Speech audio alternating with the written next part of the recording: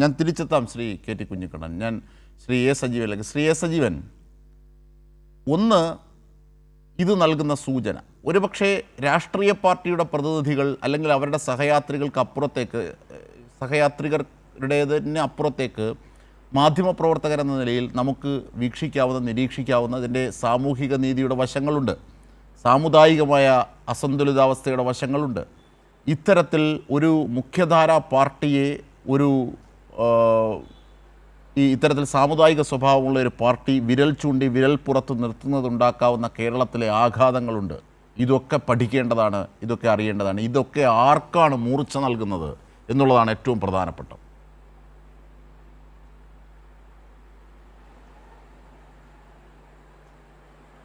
തീർച്ചയായിട്ടും ഇതിൽ ഒരു പ്രധാനപ്പെട്ട കാര്യം നമ്മൾ ഓർക്കേണ്ടത്, ഈ ഒരു പരാമർശത്തിൻ്റെ, സാദിഖ് അലി ശിഹാബ് തങ്ങളുടെ ഈ പരാമർശത്തിൻ്റെ അടിസ്ഥാനത്തിൽ അതിൻ്റെ പശ്ചാത്തലമാണ് നോക്കേണ്ടത്. സാധാരണഗതിയിൽ ഇങ്ങനെ പറഞ്ഞു കഴിഞ്ഞാൽ കുഴപ്പമില്ല.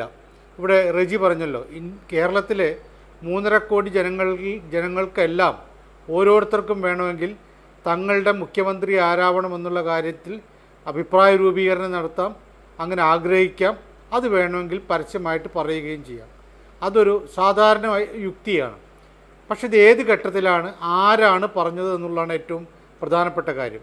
ഇവിടെ കേരളത്തിൽ ഇപ്പോൾ കുറച്ച് കാലമായിട്ട് പരമാവധി കാലൂന്നാൻ വേണ്ടിയിട്ട് സംഘപരിവാർ ശ്രമിച്ചുകൊണ്ടിരിക്കുകയാണ്. അവരുടെ കയ്യിലുള്ള ആയുധമെന്ന് പറയുന്നത് ഹിന്ദുത്വ ഏകീകരണത്തിൻ്റെ ആയുധമാണ്. അതായത് ഹിന്ദുക്കളെ പ്രകോപിപ്പിക്കണമെങ്കിൽ, ഹിന്ദുക്കളെ പരമാവധി സംഘടിപ്പിക്കണമെങ്കിൽ അവർക്ക് ഒരു മുഖ്യ ശത്രു ഉണ്ടാവണം. ആ മുഖ്യ ശത്രു കേരളത്തിൽ തീർച്ചയായിട്ടും അവർ കുറേ കാലമായിട്ട് പറഞ്ഞുകൊണ്ടിരിക്കുന്നത് മുസ്ലിങ്ങളാണ്.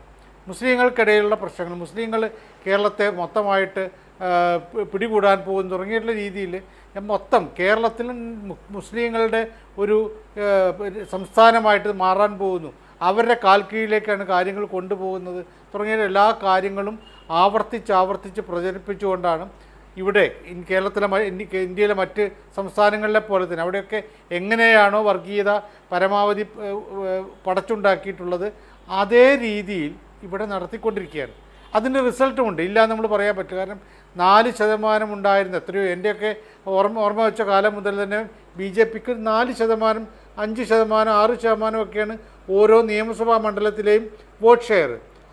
അതല്ല എന്നുള്ള കാര്യം യാഥാർത്ഥ്യമാണ്. പല മണ്ഡലങ്ങളിലും അവർ 2ാം സ്ഥാനത്ത്, 1ാം സ്ഥാനത്ത് എത്തിയേക്കാവുന്ന രൂപത്തിലുള്ള 2ാം സ്ഥാനത്ത് അവരുണ്ട്. അങ്ങനെ ഇരിക്കുകയാണ്. ആ ഒരു പശ്ചാത്തലത്തിലാണ് സാദിഖ് അലി ശിഹാബ് തങ്ങൾ ഇത് പറഞ്ഞിട്ടുള്ളത്. സാദിഖ് അലി ശിഹാബ് തങ്ങൾ റെജി നേരത്തെ പറഞ്ഞ പോലെയുള്ള 3.5 കോടി ജനങ്ങളിൽപ്പെട്ട ഒരാളല്ല. ഇപ്പം ഞാനും താങ്കളും ഒക്കെ ഉൾപ്പെടുന്ന ആളുകൾ എന്ന് പറഞ്ഞാൽ വ്യക്തിപരമായിട്ട് ഒരു പൗരൻ എന്ന നിലയിൽ കേരളത്തിലെ 3.5 കോടിയിൽ ഓരോ ആളുകൾ മാത്രമാണ്. സാദിഖ് അലി ശിഹാബ് തങ്ങൾ അങ്ങനെയല്ല. അദ്ദേഹം ഒരു പാർട്ടിയുടെ, ഒരു രാഷ്ട്രീയ പാർട്ടിയുടെ, സാമുദായിക ബന്ധമുള്ള രാഷ്ട്രീയ പാർട്ടിയുടെ നേതാവാണ്, പരമോന്നത നേതാവാണ്. അങ്ങനെയുള്ള ഒരാൾ ഇത് പറയുമ്പോൾ ഉണ്ടാകുന്ന പ്രശ്നമുണ്ട്. BJP വളരെ കൃത്യമായിട്ടിത് ഉപയോഗിക്കും.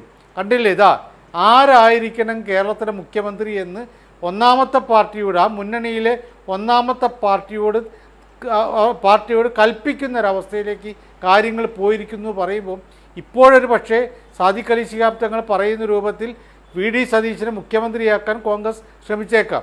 അതല്ലാതിരിക്കും, ഏതും ആവാം. അല്ല, മുഖ്യമന്ത്രി അവർക്ക് ഒന്നാമതൊക്കെ സാങ്കല്പിക കാര്യമാണ്. UDFന് ഭരണം കിട്ടുമോ ഇല്ലയോ എന്നുള്ള കാര്യം നമുക്കിപ്പോഴും അറിയില്ല. പക്ഷേ കിട്ടുമെന്ന് വയ്ക്കാം. അങ്ങനെ ഉണ്ടാവുന്ന പ്രശ്നം എന്താണ്?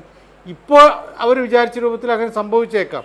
പക്ഷേ അടുത്ത ഘട്ടത്തിൽ 2026 കൂടിയിട്ട് കാര്യങ്ങൾ അവസാനിക്കുന്നില്ലല്ലോ. BJPയുടെ ലക്ഷ്യം 2026 അല്ല എന്നുള്ള കാര്യം അവർ തന്നെ പറഞ്ഞിട്ടുണ്ട്. 2026 കഴിഞ്ഞാൽ 2031 ഉണ്ട്, 2036 ഉണ്ട്. 2031-ലോ 36-ലോ 41-ലോ ഒക്കെ കിട്ടിയേക്കാവുന്ന, അവർ പ്രതീക്ഷിക്കുന്ന, അവർ കരുതുന്ന കേരളത്തിലെ ഭരണം 2031-ൽ തന്നെ അവരുടെ കൈകളിലേക്ക് കൊടുക്കാനുള്ള ഒരു അവസരമായിട്ട് ഇത് മാറുകയാണ്.